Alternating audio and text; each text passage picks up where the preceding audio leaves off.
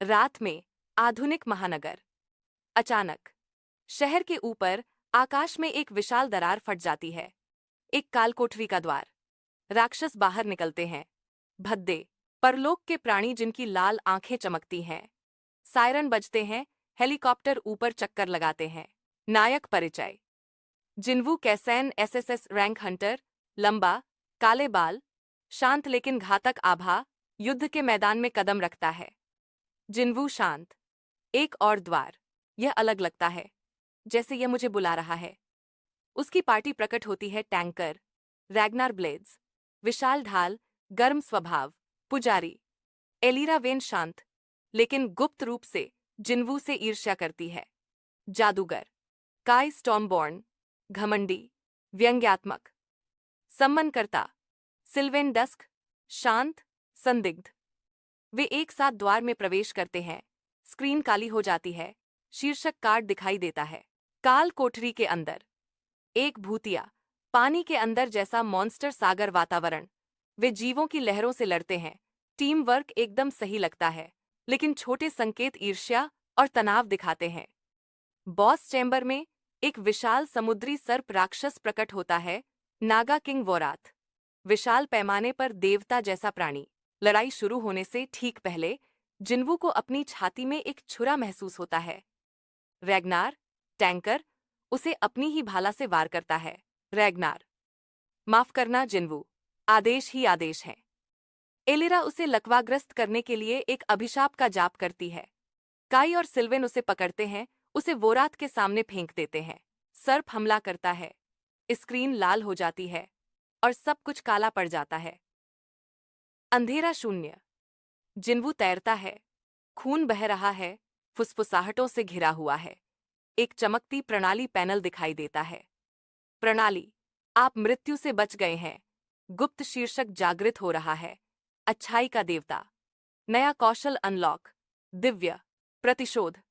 उसके घाव तुरंत ठीक हो जाते हैं। उसकी आंखें सुनहरी चमकती हैं। बाल दिव्य आभा से बहते हैं। वह जागता है जैसे ही वो रात उस पर झपटता है। एक ही प्रहार से वह शुद्ध दिव्य ऊर्जा का उपयोग करके बॉस को आधा कर देता है। तहखाना ढह जाता है। बाहर हर कोई प्रकाश की एक विशाल किरण को द्वार से बाहर निकलते हुए देखता है। दृश्य, शहर का अस्पताल। शिकारी संघ निगरानी करता है।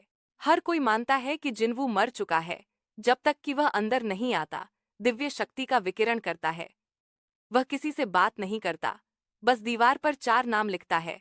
रैग्नार, एलिरा, काई, सिल्वेन, और चला जाता है। रैग्नार ब्लेज, एक हंटर के बार में पाया गया जो जिन्वू की मृत्यु के बारे में डींगे मार रहा था। जिन्वू उसका सामना करता है।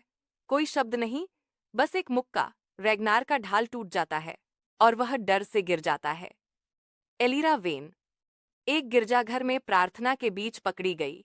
जिन्वू पवित्र प्रकाश बुलाता है, उसके शाप को उस पर वापस कर देता है। काई स्टॉर्मबॉर्न, एक छापे के दौरान घात लगाया गया। जिन्वू एक हाथ से अपने बुलाए गए उल्का जादू को फाड़ देता है और उसे बेहोश कर देता है। सिल्विन डस्क, आखिरी गायब हो जाता है, एक संदेश छोड़ जाता है। हमने केवल दुष्ट भगवान रानी के आदेशों का पालन किया। दुष्ट भगवान के अनुयायी खुद को प्रकट करते हैं। उच्च पुजारी मैलरिक पंथ का नेता। दुष्ट हॉल की रानी सेराफिस। अंधेरा, सुरुचिपूर्ण, भयानक उपस्थिति। वे जिन्वू की हत्या करने की कोशिश करते हैं। शहर भर में फिर से अराजकता शुरू हो जाती है। हंटर एसोसिएशन मुख्यालय रेड अलर्ट पर जाता है। संघ प्रमुख जनरल केल ड्रेवन जिन्वू से जुड़ते हैं, सुदृढ़ीकरण भेजते हैं। जिन्वू के सबसे अच्छे दोस्त रेन अकीरा, दोहरी तलवार उपयोगकर्ता, और वफादार सेवक ओरिन वेल, छाया हत्यारा, उसकी तरफ से लड़ने की कसम खाते हैं। दुष्ट हॉल शहर पर एक बड़ा हमला शुरू करता है। पुलिस और शिकारी नागरिकों को निकालने के लिए सुरक्षित क्षेत्र बनाते हैं। जिन्वू सैकड़ों राक्षसों से लड़ता है। उसका सुनहरा आभा युद्ध के मैदान को रोशन करती है। रेन और ओरिन दुश्मन हत्यारों को रोकते हैं। रानी सेराफिस उतरती है, राक्षसी स्तंभों को बुलाती है। शहर टूटने लगता है। जिन्वू अपनी दिव्य तलवार से क्वीन सेराफिस पर हमला करता है। प्रभाव से ठीक पहले वह मुस्कुराती है। सेराफिस, आप अभी भी नहीं जानते कि आपको मारने का आदेश किसने दिया। काले रंग में कट करें, जारी रहेगा। यदि आपको यह एपिसोड पसंद आया तो लाइक दबाना और सब्सक्राइब करना न भूलें ताकि आप अगला भाग न चूकें। एपिसोड 2 जिन्हू के विश्वासघात के पीछे के मास्टरमाइंड का खुलासा करेगा। क्या आप उसे ईविल हॉल क्वीन का सामना करते हुए देखने के लिए तैयार हैं? नीचे टिप्पणी करें। आपके अनुसार वास्तव में उसकी मृत्यु का आदेश किसने दिया?